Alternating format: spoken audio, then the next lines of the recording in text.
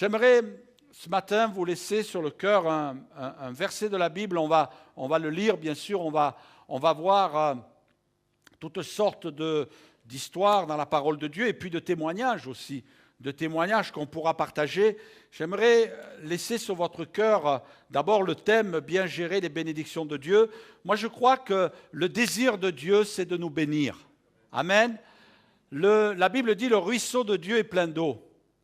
La main de Dieu, elle répand l'abondance, il nous est écrit dans la parole de Dieu. Dieu répand l'abondance. Notre Dieu n'est pas un Dieu qui est là en train de compter, d'essayer de voir comment il va pouvoir répartir ses biens. Il y a un petit enfant un jour qui a demandé à son papa 5 euros. Il voulait 5 euros, le fils. Et puis il harcelait son père. Papa, donne-moi 5 euros. Papa, donne-moi 5 euros. C'est pas grand-chose, 5 euros. Et puis finalement, le papa, fatigué, rien que pour le faire taire, il a sorti un billet de 5 euros, il lui a donné, il lui a dit, tiens, et il ne lâchait pas. Il dit, à une condition, tu prends ce billet de 5 euros et tu le partages avec tes 15 frères. Ça fait un petit peu avare, qu'est-ce que vous en pensez ? Dieu, il n'est pas là en train de tenir le billet ou de tenir la bénédiction en disant « Oh là là, il va falloir partager. Avant que tu sortes du culte, tu vas partager avec tous les frères et sœurs qui sont à l'église. » Il ne va pas rester grand-chose. Hein. On est d'accord ? Dieu, il n'est pas comme ça. Notre Dieu est un Dieu généreux. Alléluia. Notre Dieu est un Dieu qui règne dans l'abondance. La bénédiction, pour lui, c'est rien. C'est rien. Dieu veut nous bénir. Et puis, Dieu n'est pas limité. Amen. Dieu n'est pas limité. Il veut nous bénir. Et ce matin, j'aimerais vous parler des bénédictions de Dieu parce que c'est au programme du peuple de Dieu. C'est au programme des chrétiens. Dieu a prévu dans son programme de nous bénir. Amen. On doit être bénis. Ça va de soi. C'est la marche normale de la vie chrétienne. Et puis, regardez ce qu'il est écrit. Il est dit dans le livre des Proverbes, chapitre 10, verset 22, « C'est la bénédiction de l'Éternel qui enrichit, et il ne la fait suivre d'aucun chagrin. » Amen. C'est la bénédiction de Dieu qui enrichit, et il ne la fait suivre d'aucun chagrin. Amen. Notre Dieu est un Dieu qui veut nous bénir. Et puis, ce que Dieu nous donne, ce n'est pas la même chose que ce que le monde peut donner. Ou ce que, permettez-moi aussi de le dire, ce que le diable peut donner. Il y a des gens qui ont reçu la gloire du diable. C'est ce que le diable a dit à Jésus. Hein? Tu te prosternes devant moi. Il lui a montré tous les royaumes de la terre. Il a dit, tu te prosternes devant moi et je te donne la gloire de ces royaumes parce que cela lui a été donné. Il lui a pas été donné par Dieu, lui a été donné par l'homme. L'homme a donné libre cours à l'action du diable sur notre terre. Et puis, il y a des gens qui ont reçu la gloire, mais la mauvaise. Qui ont reçu la bénédiction, mais la mauvaise. Et puis, malheureusement, ça a été pour ces gens-là, toutes sortes de désastres, de misère. Mais on ne veut pas se tromper, on veut que ce soit Dieu qui nous donne. Hein, on sait que dans la Bible, dans l'histoire de la Bible, on a des histoires où les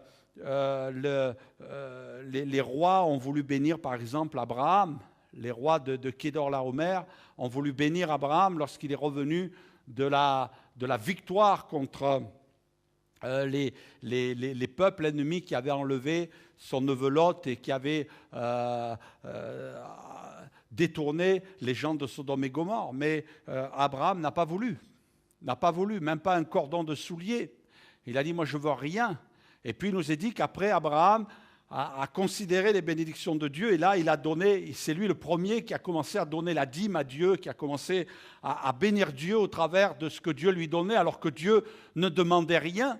Et il a compris, Abraham, que le principe de la foi aussi, c'était non seulement d'être béni, mais aussi au travers des bénédictions de Dieu, comme si on était enfermé dans un cercle, Dieu nous bénit, et puis moi je continue à bénir Dieu. Et puis c'est un principe que Dieu a établi, c'est la bénédiction de Dieu, c'est la bénédiction de l'Éternel qui enrichit, alléluia. Et puis Dieu veut nous enrichir, et peut-être pas de la manière dont on peut le penser.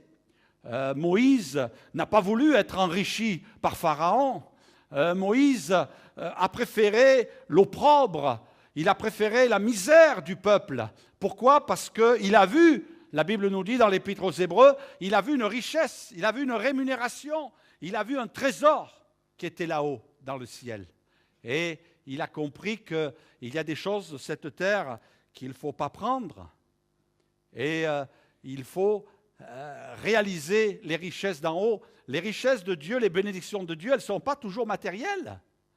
Elles sont morales, elles sont spirituelles. Et c'est Dieu qui juge de quelle manière il va nous bénir. Mais nous voulons faire passer la bénédiction en nous. Et nous voulons faire passer la bénédiction aussi au travers de nous. Alléluia. J'aimerais voir quelques histoires. Ce matin, parler aussi de notre manière de gérer notre maison, notre famille. Il y a une histoire dans la Bible, c'est l'histoire qu'on retrouve dans le livre de Ruth. Elle est merveilleuse, cette histoire. Lisons ensemble les premiers versets de ce livre de Ruth. Il est dit, du temps des juges, il y a eu une famine dans le pays. Un homme de Bethléem, de Juda, partit avec sa femme et ses 2 fils pour faire un séjour dans le pays de Moab. On a bien compris, ils sont partis parce qu'ils voulaient éviter la famine. Ils ne voulaient pas vivre la famine. Je crois que personne n'a envie de vivre la famine. Mais je pense qu'ils ont fait une erreur. Le nom de cet homme était Elimelech, celui de sa femme Naomi. Et ses 2 fils s'appelaient Machlon et Kiljon. Ils étaient Éphratiens de Bethléem, de Juda. Arrivés au pays de Moab, ils y fixèrent leur demeure. Elimelech, mari de Naomi, mourut, et elle resta avec ses 2 fils. Ils prirent des femmes moabites, dont l'une se nommait Orpa, et l'autre Ruth, et ils habitèrent là environ 10 ans. Machlon et Kiljon moururent aussi tous les 2, et Naomi resta privée de ses 2 fils et de son mari. Amen. Oh, quelle triste histoire. Bon, heureusement qu'elle va bien finir.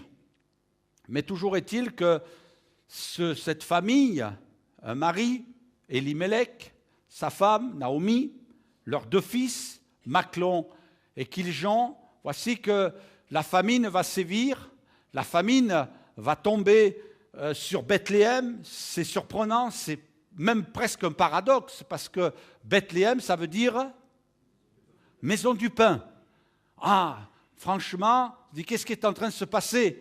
On a l'impression que la bénédiction de Dieu, la maison du pain n'a plus de pain. C'est la famine.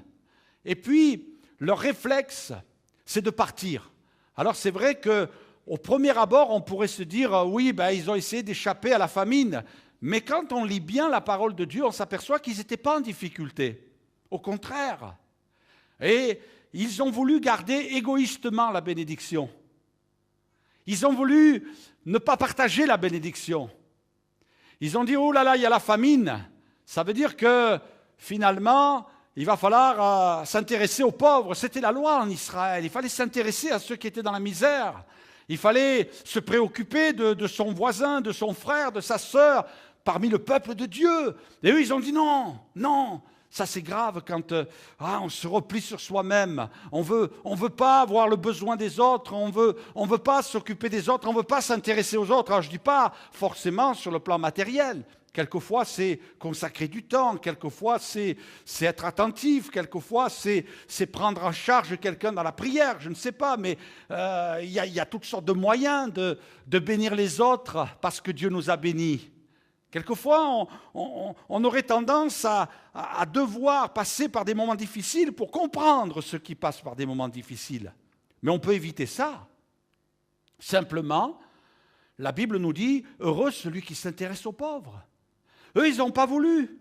Et quand on lit dans la parole de Dieu, eh bien, on s'aperçoit, un petit peu plus loin, on va vous afficher ce texte, voilà ce que dit Naomi, « J'étais dans l'abondance à mon départ ». Alors, vous savez ce qu'ils ont fait? Avant de partir, ils ont rassemblé toutes leurs richesses. Et ils ont dit, non, on s'en va, il y a la famine, il vaut mieux partir. Parce que s'il y a la famine, on va être obligé de distribuer. Parce que les gens vont venir frapper à la porte. Vous savez, comme la Bible raconte cette histoire de cet homme qui a reçu des gens qui sont venus en pleine nuit, est allé frapper à la porte de quelqu'un en disant « Je veux du pain, donne-moi du pain ». Et il a insisté pour avoir du pain. Et finalement, ils avaient peur de cela. J'étais dans l'abondance au moment de mon départ. J'étais dans l'abondance, c'est terrible. Pourquoi ils sont partis puisqu'ils étaient dans l'abondance? Ils n'avaient pas de problème. Ils n'avaient pas de soucis. Pas trop. Mais je crois que leur problème, c'était l'égoïsme. C'était de vivre leur bonheur replié sur eux-mêmes. Oh, il n'y a rien de plus terrible que de s'enfermer égoïstement dans sa petite bulle pour se protéger, pour essayer de vivre la vie le mieux possible. Mais Dieu ne nous appelle pas à ça. La vie qui sera la plus confortable, vous savez où elle est? Tant que vous êtes sur la terre, vous êtes un soldat, vous êtes un combattant, vous devez lutter. Et puis le Seigneur nous a avertis, tant que nous sommes sur la terre, il va falloir faire face à l'ennemi. Amen. L'ennemi qui veut nous attaquer, l'ennemi qui veut nous détruire. Et puis, c'est vrai que quelquefois, on est dans le combat, dans la difficulté, pour ne pas aussi dire un petit peu, à l'instar de ce texte, dans la famine, dans le besoin. Mais si Dieu a permis la famine, c'est qu'il y avait une raison. Elle dira, j'étais dans l'abondance, mais l'Éternel me ramène les mains vides. C'est terrible parce que non seulement elle a perdu son mari, elle a perdu ses 2 fils, mais en plus il n'y a plus rien, la caisse est vide. La Bible dit que celui qui est à vide, son argent tombe dans un sac percé. Terrible, hein? Un sac percé. Tu n'as rien. Au final, tu as cru que tu avais quelque chose, tu as voulu tout garder pour toi, et résultat, tu n'as plus rien. C'est terrible, tu n'as rien donné, mais tu as tout perdu. Ça, c'est des principes aussi. Le Seigneur veut nous montrer que c'est une joie de donner. Il y a plus de bonheur à donner qu'à recevoir. Amen. Et puis, on découvre un petit peu plus loin aussi, dans le livre de Ruth, elle va dire quelque chose, puis Naomi, elle se leva, elle et ses belles-filles, afin de quitter le pays de Moab, car elle apprit au pays de Moab que l'Éternel avait visité son peuple et lui avait donné du pain. Mince, elle avait loupé la bénédiction. Non seulement elle a tout perdu, mais elle a loupé la bénédiction de Dieu. Nous, on ne sait pas pourquoi la famine est venue. Dieu ne nous donne pas d'explication. Est-ce que vous croyez que Dieu est obligé de vous donner des explications pour tout? Si c'est le cas, vous êtes quelqu'un de formidable. Parce que moi, quand je vais arriver dans le ciel, j'ai des questions à poser au Seigneur. Hein? Ah ouais, je me suis acheté une tablette pour tout marquer dedans. J'arriverai avec la tablette dans le ciel et je vais dire, Seigneur, viens à côté de moi. On va regarder ensemble. Ouais, non, je schématise un peu, mais quelque part, il y a des pourquoi. C'est pas vrai? Vous avez des pourquoi. Pourquoi? Pourquoi, Seigneur, tu as permis la famine? Pourquoi tu as permis cette épreuve? Pourquoi tu as permis ce combat? Pourquoi tu as permis ces larmes? Hein, peut-être vous posez des questions. Moi, je vais vous dire une chose. Il y a beaucoup de pourquoi, vous n'aurez pas de réponse. Mais le Seigneur n'a pas à vous donner des réponses parce que notre vie chrétienne, elle est bâtie sur un principe. Vous savez lequel? C'est le principe de la foi. Et la foi, c'est faire confiance en Dieu. Amen. Ouais. Tu ne sauras pas tout. Mais en attendant, il nous est dit que Dieu a visité. Dieu a visité le peuple. Mais ce qu'il y a de terrible, c'est que quand la visitation elle est passée, elle n'est pas passée sur la maison de Naomi. C'est terrible. Pourquoi? Moi, je crois que sans extrapoler, en gardant l'esprit de la parole de Dieu, on s'aperçoit qu'ils n'ont pas fait le plan de Dieu. Ils n'ont pas obéi à Dieu. Ils ne sont pas soumis à Dieu. Elle a eu certes un bon réflexe, à un moment donné, se dire, bon, j'ai tout perdu, je reviens à Dieu. Moi, j'ai connu des gens qui, à un moment donné, ont cru que s'éloigner de Dieu, ça allait être mieux. S'éloigner de l'Église, ça allait être mieux. Parce qu'il y a des gens, quelquefois, moi j'en ai entendu, hein, Dire, pasteur, vous savez, je m'éloigne de l'église, hein, je ne vais plus venir au culte, mais j'abandonne pas Dieu. Hein. Ben, pourquoi tu venais à l'église alors? Parce que il y avait une bonne ambiance, bon chant, il faisait chaud. Pourquoi? Tu venais pour qui? Ben, qu'est-ce que tu viens faire à l'église? Ben, je viens louer Dieu. Ah, ben tu venais pour Dieu. Ah, tu venais un petit peu pour tes frères et sœurs aussi. Tu as raison, c'est bien. Mais toujours est-il, c'est des mauvais calculs. Il y a des gens qui sont passés à côté.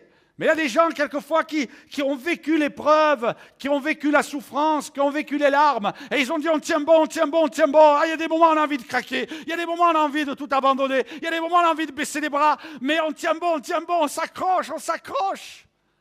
La Bible dit comme notre espérance en Dieu, c'est comme une ancre qui a été jetée au-delà du voile. Et l'ancre, elle sert quand le bateau est agité par les vagues, quand la tempête est en train de souffler. Oh Seigneur, je tiens la corde, il y a l'ancre là-haut. Oh, je tiens la corde, je peux être ballotté, mais je tiens bon, Seigneur. Et à un moment, le Seigneur fait comme il a fait ici. Il visite son peuple. Alléluia. Alléluia. La Bible parle du temps de la visitation.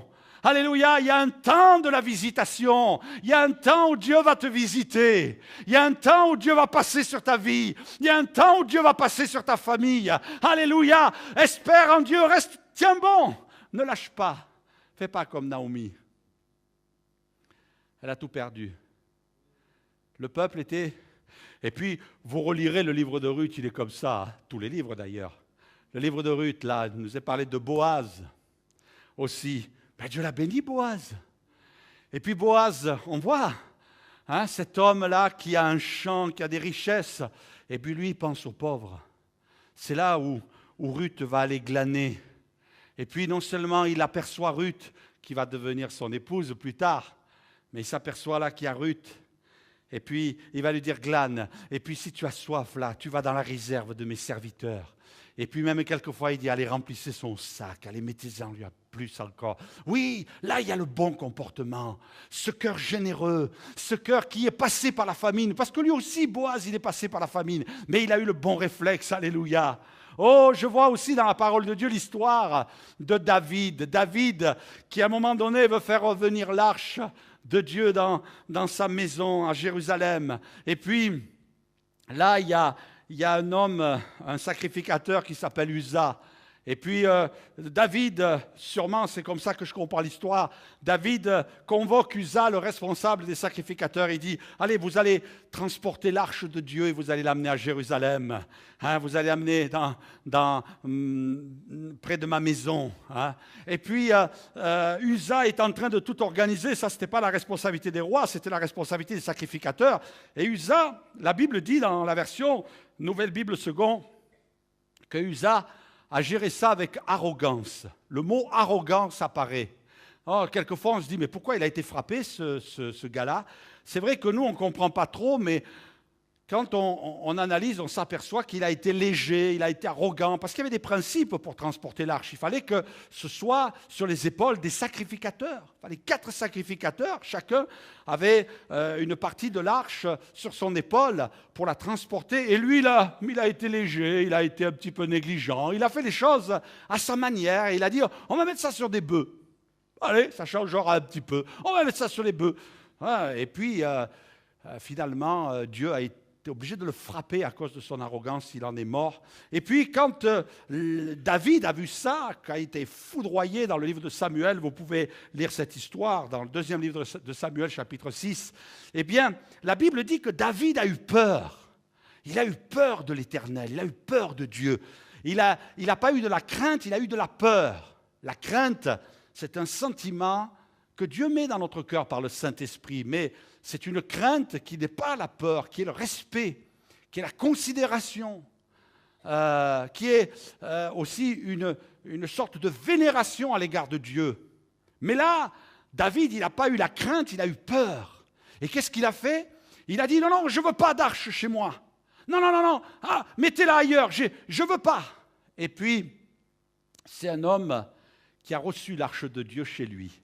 Et cet homme s'appelle Obed-Édom. On va lire ensemble, moi je trouve que c'est merveilleux.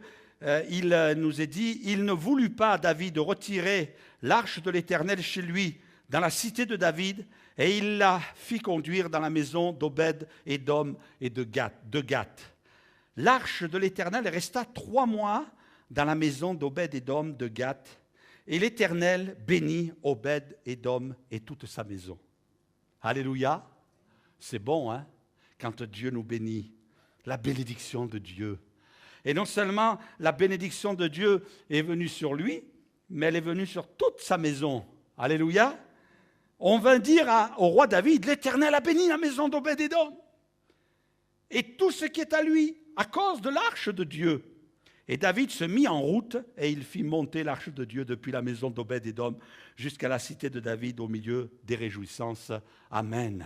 Alléluia. Obed-Édom, il a dit, moi je veux Dieu, je veux la présence de Dieu. L'arche de Dieu, c'est l'image de la présence de Dieu. C'est l'image de Dieu lui-même, de ce qui représente Dieu, de ce Dieu qui est là parmi le peuple.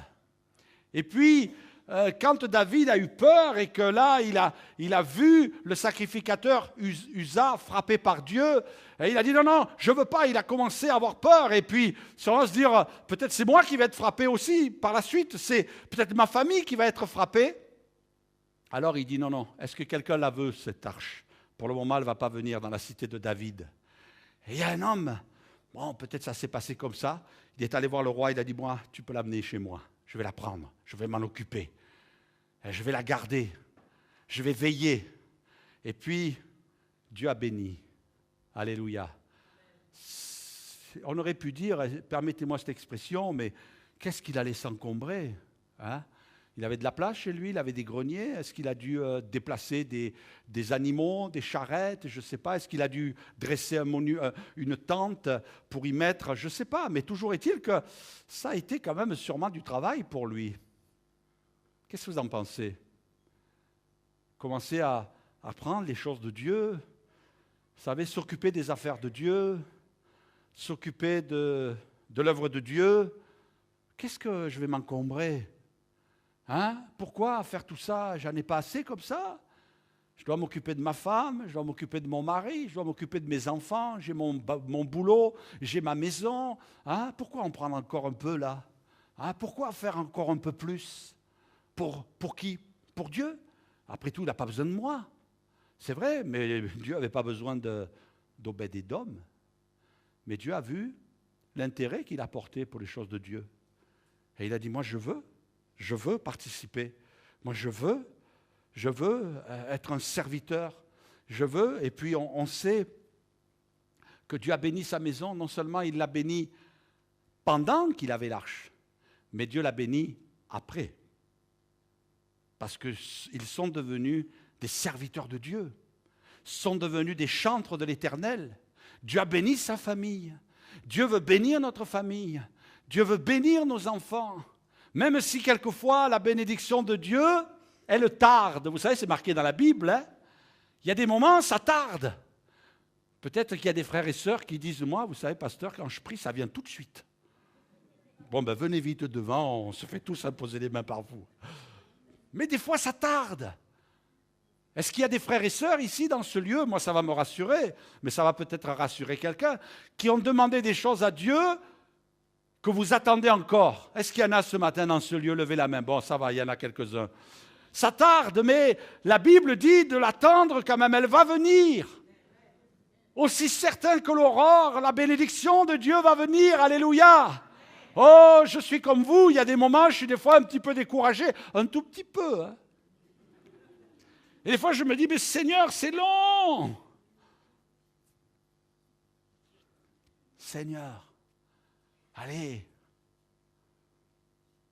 Comme disait quelqu'un, je ne suis pas pressé, mais fais vite. Hein. Seigneur, ça tarde, mais Dieu veut bénir ta maison. Fais entrer les choses de Dieu dans ta vie, dans tes pensées, dans tes réflexions, dans tes entreprises. Oh, permettez-moi peut-être de rappeler que c'est bon d'ouvrir notre maison pour faire une réunion de prière. C'est recevoir l'arche de Dieu. C'est recevoir l'arche de Dieu. quand chez toi, tu arrives à la maison, alors que peut-être tes collègues de travail, là, ils sont devant la télévision en train de regarder, ou peut-être ils sont en train de faire un barbecue avec des amis, et toi, tu es là, tu sers Dieu, et tu es en train de plancher parce que tu as un travail à faire pour l'Église, ou peut-être que là, il va falloir consacrer quelques heures, ou peut-être tu passes un petit moment au téléphone, pas pour critiquer les frères et sœurs, hein. Non, mais il n'y en a pas à Limoges, hein. Ça, d'autres endroits, oui, des fois, il y en a. Hein. À Limoges, il n'y en a pas. Mais non, non, non, nous, à Limoges, on bénit au téléphone. Alléluia. Gloire à Dieu. Ouais. Et puis, on veut bénir, on veut soutenir un frère, une sœur. Pas à critiquer les uns les autres et dire, oui, tu as vu la sœur un tel, elle m'a fait ci, la sœur. Non, raccroche le téléphone. Mais si tu peux bénir un frère et une sœur, soutenir. L'autre jour, j'étais dans mon jardin, il y avait mon voisin qui était sur son escabeau, en train de... Il avait sa perche, il voulait décrocher une branche et sa perche. Après, j'ai compris, j'ai dit, ça c'est Dieu qui lui a coincé la perche dans l'arbre. Il n'arrivait pas, il était là, il tournait, il s'énervait, et puis il n'arrivait pas à se débloquer. Et moi, je suis arrivé tranquillement, comme ça, je fais « Bonjour voisin, comment ça va ?» J'avais appris qu'il avait perdu sa femme, et puis bon, ça s'est fait dans la stricte intimité. Personne n'a rien su. Au mois de février, son épouse est décédée, et j'étais tout confondu là. J'ai dit « Bon, il faut que j'y aille. » Et puis, j'étais content que sa perche se soit coincée dans l'arbre. Il était là, et moi, je lui témoignais de Jésus. J'ai parlé du Seigneur Jésus. Et puis... ça a été l'occasion pour que je lui témoigne de l'Évangile. Et puis là, je vais lui amener une Bible. Il veut recevoir une Bible. Et puis on a parlé de ce moment de deuil, de solitude, tout ça. Et puis au bout d'un moment, vous savez ce qu'il me dit? Je lui ai dit, vous savez, je ne connais peut-être pas, je n'ai pas eu l'occasion encore de vous en parler, mais je suis le pasteur. Il me dit, oui, vous êtes le pasteur Alain. Je dis, qu'est-ce qui va me sortir là? Et peut-être que quelqu'un lui a parlé de moi. Tu habites à côté du pasteur Alain, fais attention. Hein. Si tu ne respectes pas la parole de Dieu, il y a la foudre qui va tomber sur ta maison. Je dis, qu'est-ce qui va me sortir? Il me dit, oui. Il me dit, vous êtes le pasteur Alain? Je dis, oui, mais comment vous savez ça? Il me dit, parce que quand vous téléphonez, vous dites, c'est le pasteur Alain. Il me dit, j'entends, moi.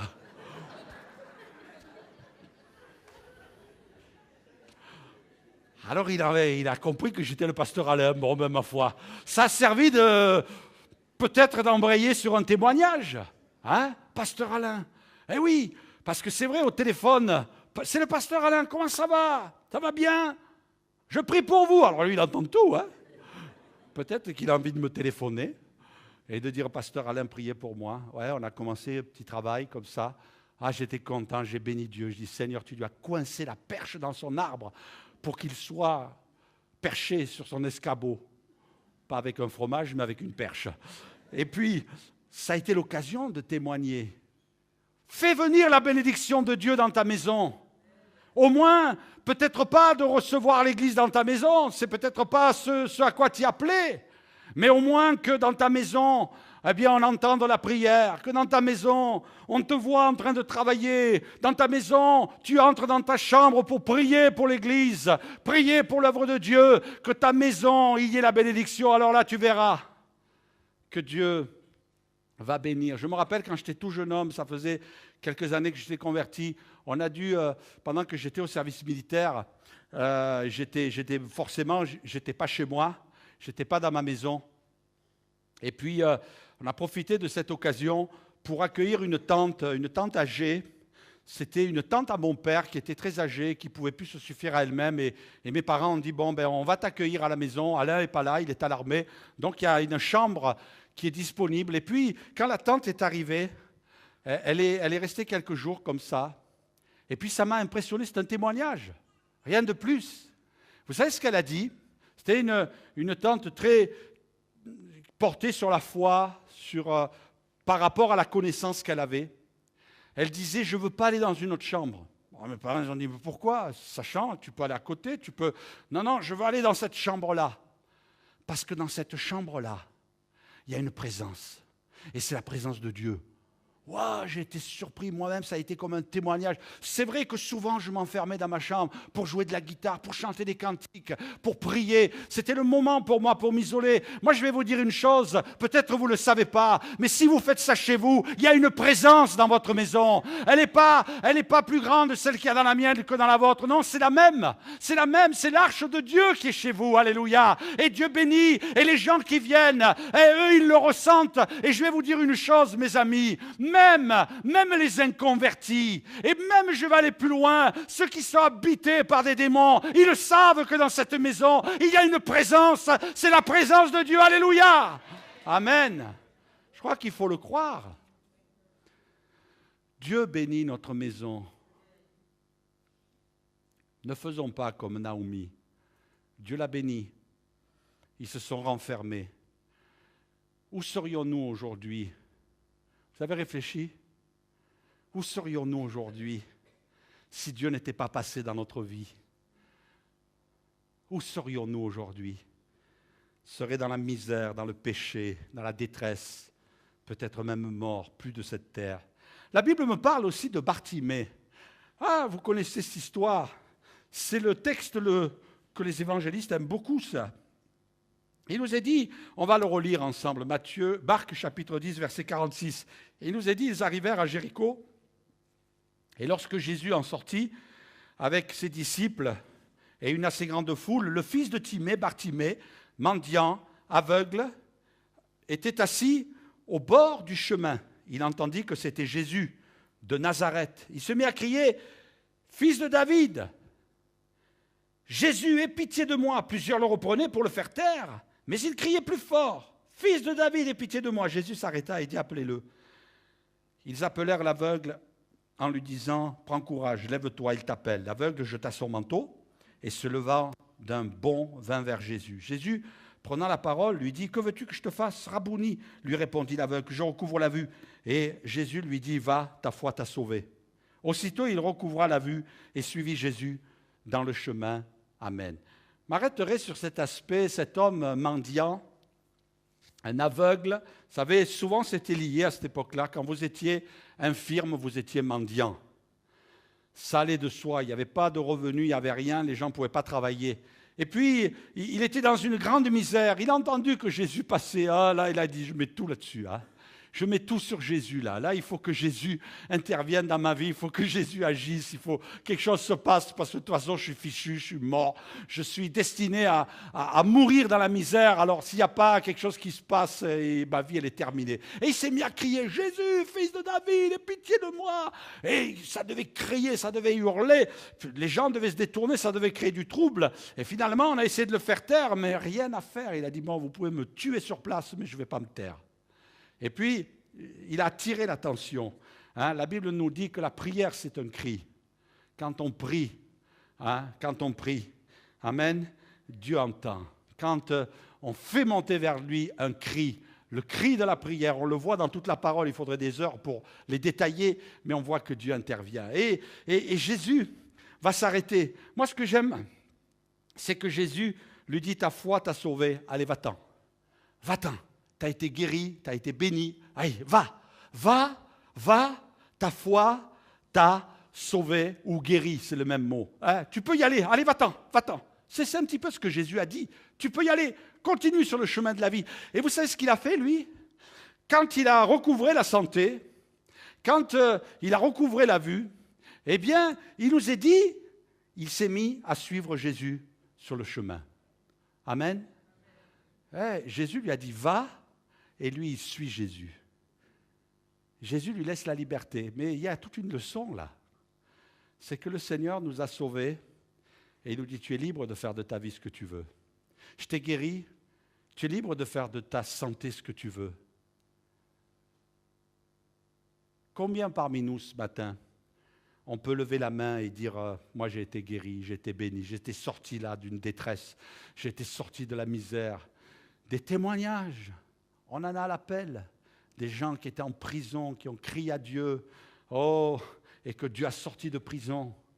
Alléluia. Moi j'en ai vu, j'en ai visité des gens en prison, et que quand ils ont crié à Dieu, eh bien Dieu les a sortis de prison.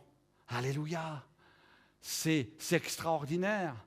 Des gens qui ont crié à Dieu et Dieu les a délivrés de la mort. On le voit dans l'Écriture, mais on a des témoignages. Moi, j'ai une belle-sœur, à un moment donné, elle roulait en pleine nuit. Eh bien, elle a vu des phares qui arrivaient. Et puis, elle s'est mise à crier à Dieu en fermant les yeux. Vous comprenez que quand on conduit en pleine nuit, qu'on voit des phares arriver, il ne faut surtout pas fermer les yeux. Hein. Elle a fermé les yeux, elle a crié à Dieu. Et puis, elle a senti un souffle. Et quand elle a ouvert les yeux, elle n'était pas au ciel. Mais elle était sur la route. Il n'y avait plus de voiture, il n'y avait plus rien devant elle et elle continuait sa route. Elle ne sait pas ce qui s'est passé. Elle a simplement senti un souffle. Elle a senti un souffle qui passait là. Elle a crié à Dieu. Dieu l'a délivrée. Vous imaginez, si elle n'avait pas fait ça, elle ne serait plus de cette terre. Combien de gens ont été délivrés? Et puis, ce matin, on peut s'ajouter les uns et les autres. Dieu nous a secourus et même peut-être on ne s'en est pas rendu compte. Le Seigneur nous montrera dans le ciel, nous dira, ah, je t'ai gardé là. Là, j'ai veillé sur toi. Là, tu es passé par telle épreuve. Tu es passé par la maladie. Tu es passé par la souffrance. Là, dans ton couple, ça allait mal, mais j'ai béni, j'ai agi. Là, tu sais, tu passais aussi par un moment très dur et c'en était fini de toi et j'ai agi. Mais maintenant, qu'est-ce que nous faisons de nos vies? Bartimée, lui, il a compris. Hein. Il a jeté son manteau. Ça, c'est le passé. Et maintenant, je vais suivre Jésus. Je ne le lâche plus. Amen. Est-ce que tu suis vraiment Jésus sur le chemin? Est-ce que tu fais un petit peu comme ce pasteur un jour qui a dit à Dieu, Seigneur, occupe-toi de ma santé. Moi, je vais m'occuper de ton œuvre. Si tu t'occupes de ma santé, moi, je m'occupe de ton œuvre. C'est vrai. Dieu s'est occupé de nous. Mais j'aimerais vous dire, mes frères et sœurs, mettez votre santé entre les mains de Dieu aussi. On ne sait pas quel chemin par lequel il va vous faire passer. Peut-être vous allez passer par la maladie, peut-être vous allez passer par vos épreuves, par des épreuves.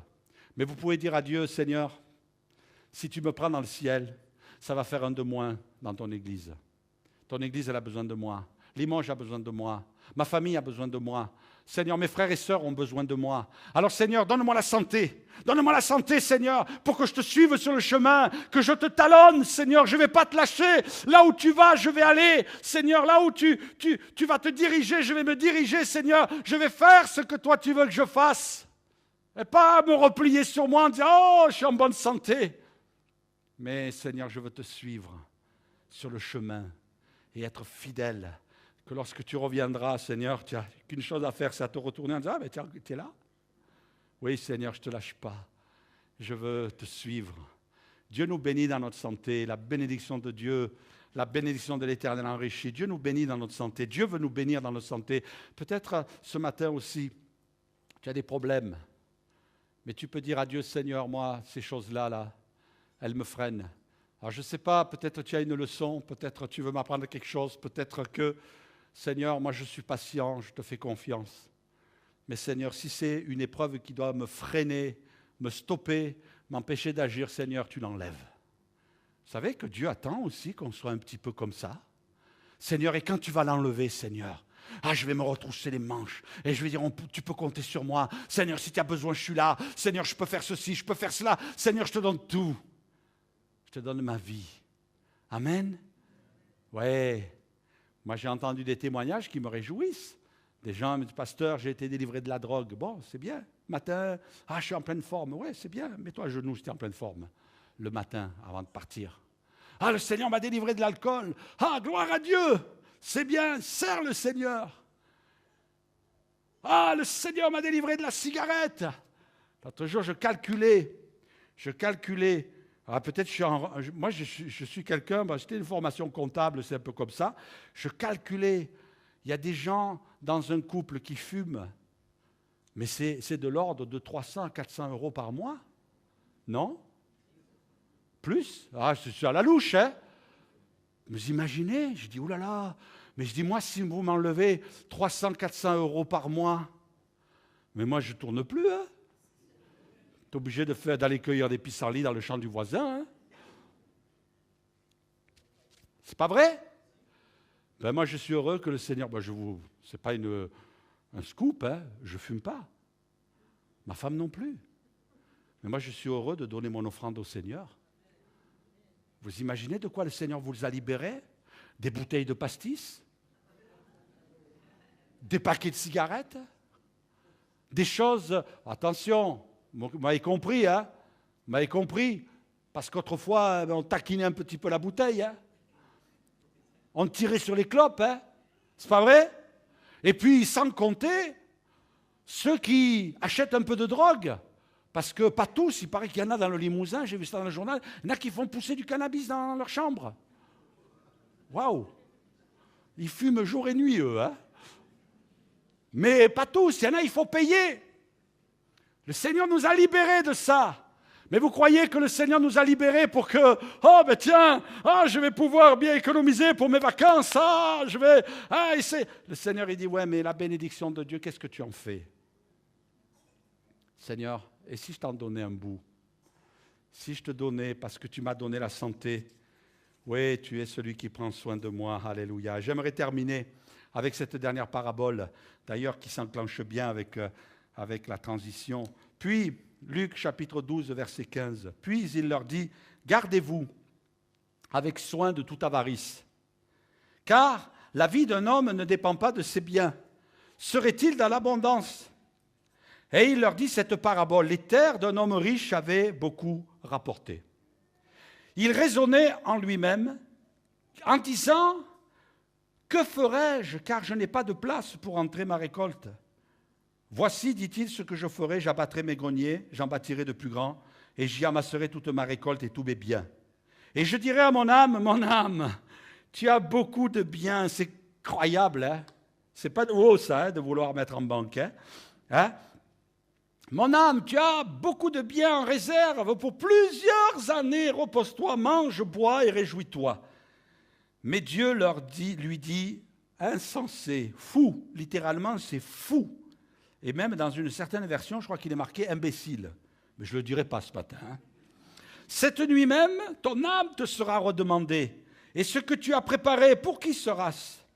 Il en est ainsi de celui qui amasse des trésors pour lui-même et qui n'est pas riche pour Dieu. Il n'est pas riche pour Dieu. Jésus dit ensuite à ses disciples, c'est pourquoi je vous dis, ne vous inquiétez pas de votre vie ou de ce que vous mangerez, ni de votre corps, de quoi vous serez vêtus. La vie est plus que la nourriture et le corps plus que le vêtement. Considérez les corbeaux, ils ne sèment ni ne moissonnent, ils n'ont ni cellier ni grenier, et Dieu les nourrit. Alléluia. Combien ne valez-vous pas plus que les oiseaux? Qui de vous, par ses inquiétudes, peut ajouter une coudée à la durée de sa vie? Ah, c'est vrai que nous, quand on lit ça avec notre esprit français, européen, on ne comprend pas trop. Mais là, il faut faire une petite entorse à notre cerveau et essayer de le pousser un peu et de mettre un cerveau juif. Mettez-vous un cerveau juif là, quelques instants. Ce n'est pas péjoratif ce que je dis, non. C'est simplement pour un retour à l'écriture, à la parole de Dieu. Hein? Nous, avec notre cerveau européen, on ne comprend pas trop là. Mais si on se met un cerveau juif, on comprend mieux. Parce que Jésus est dans un contexte juif. L'évangile est écrit parmi le peuple juif. Hein, c'est l'histoire du peuple juif. Certes, une transition, une charnière, mais c'est quand même le peuple juif. Et puis, quand on va dans la loi, qu'est-ce qu'elle dit la loi? Dans Deutéronome, chapitre 14, verset 22, il est écrit « Tu lèveras la dîme de tout ce que produira ta semence et de ce que rapportera ton champ chaque année. Et tu mangeras devant l'Éternel ton Dieu dans le lieu qu'il choisira pour y faire résider son nom, la dîme de ton blé, de ton mou et de ton huile, et les premiers-nés de ton gros et de ton menu bétail, afin que tu apprennes à craindre toujours l'Éternel ton Dieu. » Peut-être, il y a la suite ici, mais toujours est-il que le cerveau du peuple juif comprenait que finalement cet homme-là qui amasse une grande récolte, et puis pourquoi il a amassé une grande récolte? Ben parce que Dieu l'a béni, parce que Dieu l'a béni, et parce que Dieu a répandu ses grâces sur lui, parce que quand un juif, un homme du peuple de Dieu, du peuple d'Israël, avait de l'abondance, il avait tout de suite ce réflexe, pas par rapport uniquement à son cerveau, mais ce réflexe par rapport à l'enseignement de la loi. Si tu as l'abondance cette année, si tu as une grosse récolte, c'est que Dieu t'a béni. Que Dieu t'a béni. C'est pour ça que le Seigneur dit, mais il est fou ce gars-là. Il a fait une amnésie volontaire, il a voulu oublier que ce qu'il avait là récolté, c'était que Dieu l'avait béni, il a oublié ça. Il aurait pu dire, oh Seigneur, tu m'as béni. La première des choses qu'il aurait pu faire, c'est de louer Dieu, de le bénir, de dire, Seigneur, oh tu as béni ma maison, il y a de l'abondance dans ma maison. Et puis la deuxième chose qu'il devait faire, c'est qu'il devait prendre 10%, la dîme, et il devait l'offrir à Dieu. Et même Dieu permettait aussi que cette dîme, elle soit encore quelque chose qui revienne pour qu'elle soit utilisée pendant les fêtes. Vous savez, les fêtes des tabernacles, les fêtes d'Israël. C'était souvent là qu'on utilisait les dîmes des bénédictions, les dîmes des chants. Et Dieu permettait que le peuple se réjouisse et que quelquefois il appelle des amis et il dit, viens dans ma maison, Dieu m'a donné l'abondance, on va partager une partie. Mais lui non, il a dit, moi, même pas, il ne pense même pas à ses enfants. Hein? Ah, vous avez compris que des fois nos enfants ne viennent pas nous demander 5 €. Hein? Des fois ils nous demandent un peu plus. Hein? Et puis ils savent qu'on est là. Mais lui, non, il ne raisonne même pas. Il ne dit même pas, tiens, je vais donner une partie de mon héritage. Moi j'ai bien aimé ce commentaire. Un commentateur dira, ce texte traite de la dîme sur tous les produits des champs. Les directives données ici vont à l'encontre de la cupidité, du manque de confiance envers Dieu et de l'égoïsme du cœur humain. Elle instaure les principes de partager, de libéralité et de joie, ainsi que le soutien du pauvre. Il nous est dit également qu'il fallait se réjouir en famille lors du partage de ses revenus avec les plus démunis. C'était comme ça l'esprit du peuple juif. J'étais impressionné, je vais terminer par ce témoignage, je vais inviter les musiciens, avec le témoignage d'un homme. Son témoignage a fait le tour du monde entier. Est-ce que vous avez entendu parler, je pense que peut-être les chrétiens plus âgés ont entendu parler de Robert Le Tourneau. Et un homme chrétien, inventeur et homme d'affaires chrétien. On va mettre une photo, et même il a écrit un livre. Ce livre, c'est « Dieu dirige mes affaires ».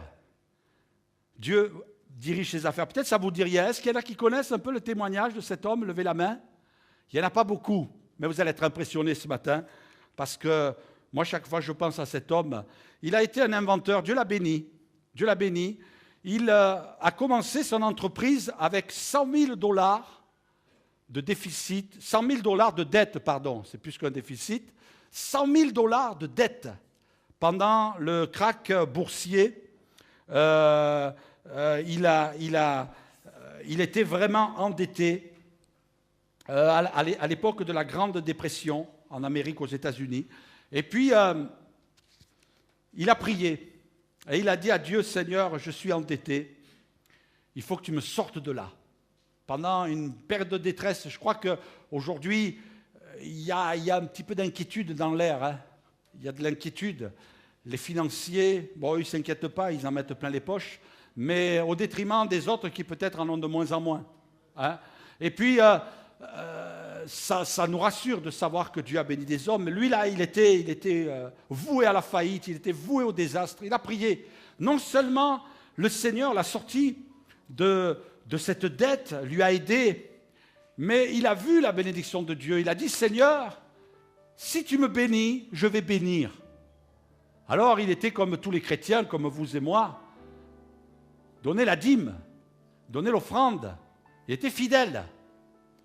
Et un jour, il a dit à Dieu, Seigneur, si tu continues à me bénir et que tu me bénisses dans mon travail, tu me bénisses dans ma profession, une femme et 5 enfants quand même, pour les nourrir. Ça mange des enfants, hein? Et même entre les repas, ça mange. Et des fois même, ça mange plus entre les repas.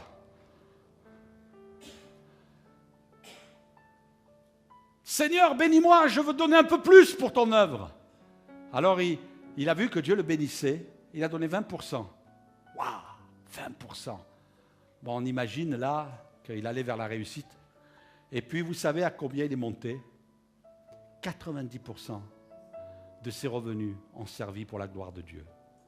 Oh, peut-être on ne sera pas tous appelés à ça, hein. Mais au moins, être fidèle. Peut-être que tu bagarres avec tes études. Tu dis, ça ne marche pas. Est-ce que tu donnes ta dîme? Ah, mais pasteur, j'ai 30 € par mois. Mais ce n'est pas la quantité qui compte. C'est ton cœur. Tu cherches du travail. Où va ton argent? Je peux vous dire que quand je donne, je dois faire le chèque pour l'offrande, et je pense qu'on est beaucoup dans ce cas-là, on pourrait se changer peut-être un appareil ménager qui fait un petit peu trop de bruit. Un jour, un chrétien m'a dit, pasteur, il dit, un jour j'étais amené à faire ça, tout ce que j'ai donné pour l'œuvre de Dieu, ça correspond à une maison que j'aurais pu me construire, mais je suis tellement heureux de construire pour le royaume de Dieu. L'avare, j'abattrai des greniers, je vais agrandir ma maison, je vais m'acheter une plus grosse voiture, je vais m'acheter de plus beaux habits, je vais avoir plus de loisirs. Nous, on va vous montrer dans quelques semaines comment vivent nos offrandes pendant le mois de juillet et d'août. Avec le conseil d'administration, on n'a plus d'ongles. On se ronge les doigts. Comment gérons-nous? Tu veux que Dieu te bénisse dans tes revenus? Tu veux que Dieu te bénisse dans ta vie? Dieu veut agir. Robert Le Tourneau est né en 1888. Ça fait loin. On n'était pas là. Il a grandi dans une famille chrétienne et s'est converti à l'âge de 16 ans. Il se forme et travaille dans plusieurs domaines comme la métallurgie et la mécanique. Puis il travaille dans un garage où il développe ses compétences en mécanique. Il fonde sa propre entreprise en 1929. Son entreprise prospère. Elle fabrique des machines pour intervenir après des tremblements de terre. Il invente aussi plusieurs machines qu'il brevette et est responsable de 299 inventions, notamment un bulldozer énorme qui peut déplacer des tonnes de gravats dans son godet, des plateformes pétrolières mobiles pour l'exploitation pétrolière, des chenillettes, des grues mobiles, des rouleaux compresseurs, des wagons-bennes. Il introduit le pneu en caoutchouc dans le matériel de terrassement qui est presque maintenant universellement accepté. Bref, Robert Le Tourneau se trouve rapidement à la tête d'une énorme entreprise qui réalise beaucoup de bénéfices. Dans son entreprise, il embauche 3 aumôniers à plein temps pour annoncer l'Évangile. Et il met en place chaque matin un temps où le travail cesse et où les ouvriers qui le veulent peuvent venir écouter un message tiré de la Bible. Beaucoup se convertissent et décident de croire et de vivre pour Jésus. Un trait qui a marqué l'histoire de Le Tourneau est qu'il donnait 90% de ses revenus à Dieu. Il a sillonné le monde en tant qu'homme d'affaires chrétien et il prêchait l'Évangile en racontant son témoignage. Dieu dirige mes affaires. Des milliers de personnes au Libéria, en Afrique de l'Ouest, au Pérou, en Amérique du Sud, ont pu rencontrer Jésus grâce à lui et vivre une vie transformée. Son verset préféré, « Cherchez d'abord le royaume de Dieu et sa justice, et tout vous sera donné par-dessus. » Ce qui m'a frappé dans la lecture de ce témoignage, c'est que malgré une vie trépidante, malgré des milliers d'employés à gérer sur plusieurs entreprises, malgré des interviews, des meetings, des voyages à travers le monde, malgré sa femme et ses 5 enfants à s'occuper, Le Tourneau n'a pas cessé de mettre Dieu en premier, ni de trouver le temps pour faire de l'annonce de l'Évangile sa priorité. C'était réellement Dieu qui gérait ses affaires. Il disait quelque chose comme « Je m'occupe. Je ne m'occupe pas de mon avenir, ni de la manière de gérer mes affaires. Je donne tout à Dieu et il s'occupe de tout. » Sa responsabilité à lui était de vivre pour Dieu et de lui laisser sa vie. Et croyez-moi, c'est bien plus dur que de laisser Dieu à la première place quand tout va bien, quand les affaires marchent, que quand tout va mal. Parce que quand tout va mal, on crie naturellement vers Dieu, on appelle à l'aide. Mais quand tout réussit, on a tendance à laisser notre relation en Dieu et nous s'estomper.